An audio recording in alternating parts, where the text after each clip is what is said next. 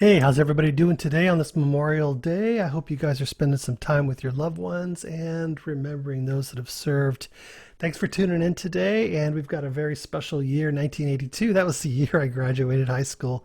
It's kind of a crazy list. There's a lot of music that year, and it's kind of hard to pick out my favorites. So I had to kind of go with like the albums that I was really listening to at the time, and then the ones that sort of I've gone back to over the years. And I like it's kind of a little bit of an eclectic list, and there's different reasons why I like them. You maybe even be surprised at some of the picks.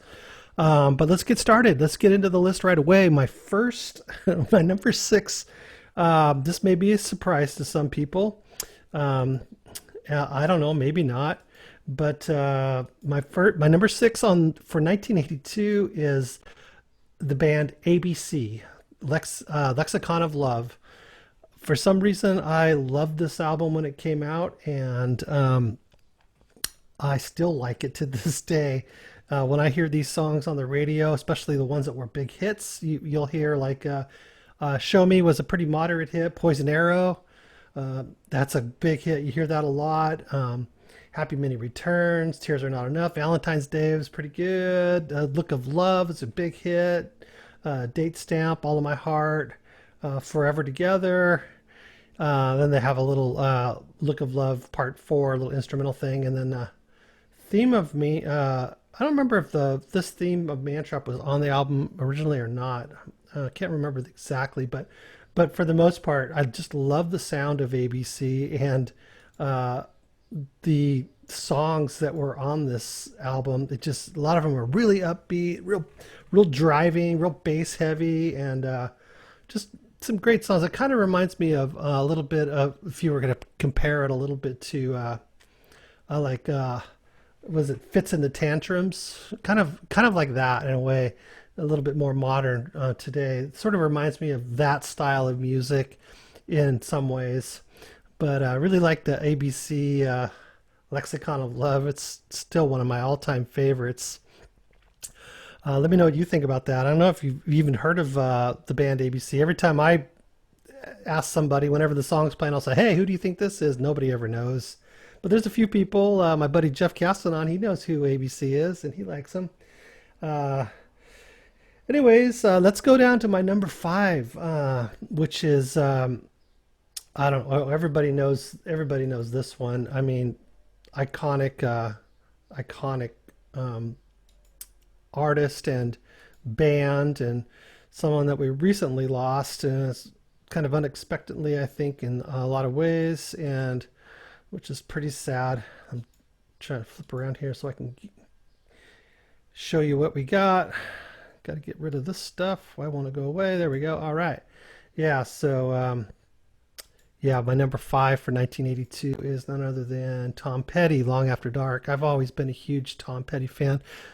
Since the first day I heard a single note of his walking into the record store as a junior high schooler and hearing his first album being played there at the record store in my hometown.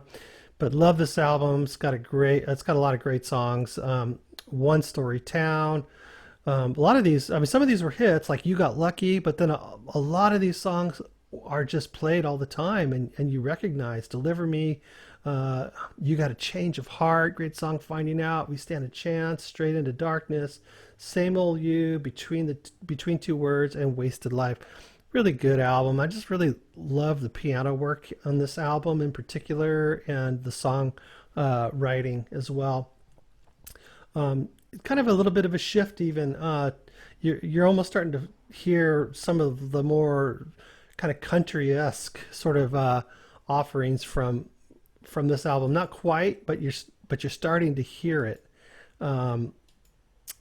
as in later on in his career. You're going to really like "Full Moon Fever" and some of the later albums. You're going to really hear that kind of stuff coming out of him, and that this album kind of gives you a little bit of that, and you can start to hear it. But it's a great album. Love it. I'm a big Tom Petty fan. I've seen him a couple times in concert actually, and it's always good fun. All right, so that's number five for 1982, and so that brings us to number four, which Again, I another favorite band of mine, and I just love this band for some reason, and I don't know. I guess a lot of people did. They were huge, but I think some people might be surprised that I actually like this band, but as much as I do, and that's Duran Duran. Rio. This was a huge album, and I followed Duran Duran way late into the 90s, and I would still buy their music if I heard it because I really like it, and I like the things that they've done over the years, way past their main their their big popularity. Way past that, I still was a huge fan of their music. But this is a great album. I mean, this is really kind of iconic. I mean, this was huge on MTV, like Rio, My Own Way, Lonely in Your Nightmare, Hungry Like the Wolf. That's a big one. Hold Back the Rain, New Religion, Last Chance on the Stairway, Save a Prayer. I love that song, Save a Prayer. The Chauffeur, excellent song. Rio, My Own Way. Um, let's see. Then you got these are just kind of remixes and stuff like that. But super great album. I love it. I remember the chauffeur is just such a cool song. Oh man. But yeah, I like Duran Duran. I've always been a big fan of Duran Duran, and I don't know. Maybe it's a surprise. Maybe it's not. 1982, they were big, and it's kind of like ABC. It's that uh, like that driving sort of almost dancey like music, and that bass. John Taylor, just he was just such a funky bass player, and I just really like that about the band. Um, and a lot of these bands actually, well, a couple of these bands, I like them because of the bass player. That's one of the big draws to me. But that brings us to let's see, my number three. So we're halfway done on my list here. Um, and this band, I had this cassette tape when I was a kid, and in 1982, I had a van, just like I have a van now. But I had my PA speakers from my band in there, and I had it plugged into my stereo system, and oh my gosh, it was so I would play it so loud you couldn't even hear if you were talking to the guy next to you. You could scream in his ear, you couldn't hear it was so loud. But I would play this thing at the top of as loud as I could, let's just say. But this band is Asia, and the self-titled album Asia. And this is a great. I love this album. This was I was really into it at the time too. But just going back and listening to it over the years, I always come back to it. Just something about it that I really dig. In the Heat of the Moment, Only Time Will Tell, both great songs. Soul Survivor, love it. One Step Closer, Time Again, Wildest Dreams, love it. Without You, uh, Cutting is fine, and Here Comes the Feeling. Really, really super good, and really a kind of a super group. A lot of very famous musicians in that band, and um, good album, number three for me, and kind of a rocking album. And then we get into my number two. Now my number two is another band that I was into for a really long time, and especially at this period and for the next few years, um, I was a big fan, and the friends I hung out with were really into the band, and even some of them when I was in the Brilliant Daydream band that I was in with the two of the Gillespie brothers for like 8 years. We were kind of influenced by them in a lot of ways. Some of our music was, as even though we transitioned a lot over the 8 years we were together, but especially early on, a lot of the music when I came into the band was kind of Cure-ish, Pink Floyd-ish, kind of a mesh of that. But definitely a. Oh, did I even show you who they are yet? Yeah, let me show you who. Let me show you who I'm talking about. Sorry, I got so involved I forgot to show you who it was. Anyways, it's The Cure and the album Pornography. This was probably one of the first Cure albums that I actually listened to. And then I started kind of going backwards in their catalog, but this was one of my favorites, along with Disintegration and some of the others, but really a good one. 100 Years, Short Term Effect, The Hanging Garden, love that song. Siamese Twins, Figurehead I like a lot, Strange Day Cold, Pornography. This is, it's kind of a gloomy, sort of depressing sort of album, but just something about it was appealing to me, and I was a fan for life of The Cure, and it all kind of started from that album. So really like it. Yeah, so that brings us to number one. Number one, probably no surprise for those of you that know me, or if you don't know me, you've been following the channel for a while. You're going to know that my one of my top favorite bands of all time is Rush. And 1982 was when they released Signals. And what album this is! I love this album. A lot of keyboards in this album. Well, some people didn't like it. I liked it. And even if you kind of look at some of these on the rest of my list, it's like ABC, a lot of keyboards. Tom Petty. I mean, what did I say about that album? This Long After Dark, because I love the piano in that album. And then you got Duran Duran, a lot of keyboards. Pornography from Cure, a lot of keyboards. So yeah, I like the keyboards. I still love them. But this song is great. Subdivisions, Analog Kid, great song. Chemistry, Digital Man, love it. Weapon, New World Man, Losing It, and Countdown. All these songs are fantastic. Really like this album. Loved it when it came out. Still love it today. Rush is one of my, probably top five bands. If I had to choose, they're probably higher than that. If I was one of these days, I'm going to get down to it and I'm going to figure it out. And I'm going to let you guys know how I rank uh, my all-time favorite bands, not just according to year, but all-time favorite. I'll get around to that soon enough. I want to get some of my interviews done, and I want to get through my top six picks, up to current days. So we'll get through that, and maybe I'll start soon, and we'll do some of that. But as it stands now, 1982 was a good year, and it was a tough year. I mean, really, because there's just so many actually, there's so much music that I loved, and some of these albums were on my list, and then I had to take them off. There's albums like The Clash, Combat Rock, Avalon from Roxy Music was on my list. I had to take that off.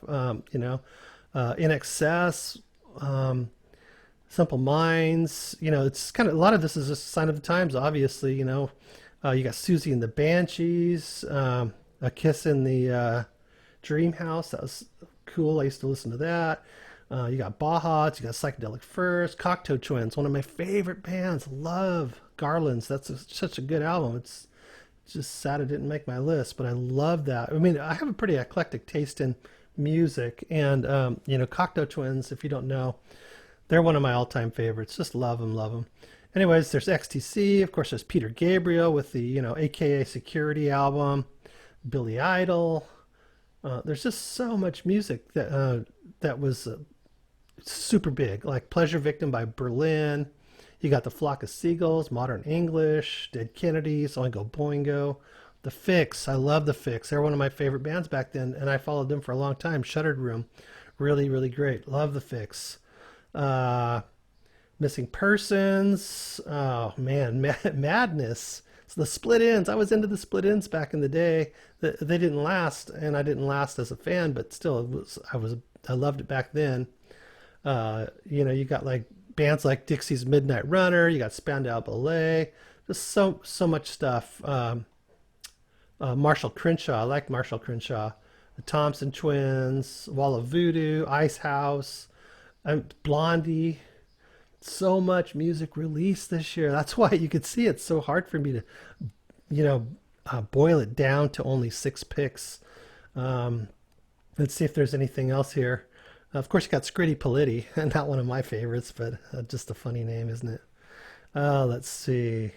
Yeah, I mean that's pretty much. I mean, there's other things like UB40 and Iggy Pop, the Motels, Warren Zevon, Bad Religion, great band. I love Bad Religion. So there's a lot. There's so much to choose from and to weed through, and kind of have to listen through it again and say, okay, like I said, Avalon from Roxy Music was on my list, and I was listening to it and I loved it, and then all of a sudden it was number six, and then I came came across them like, oh, ABC. So it was real hard for me to decide what do I really like, and I just like the upbeat. Um, okay, I liked more albums, frankly, from ABC. I was into two or three of them. Where Roxy Music, kind of Avalon, was really only album I really liked from start to finish.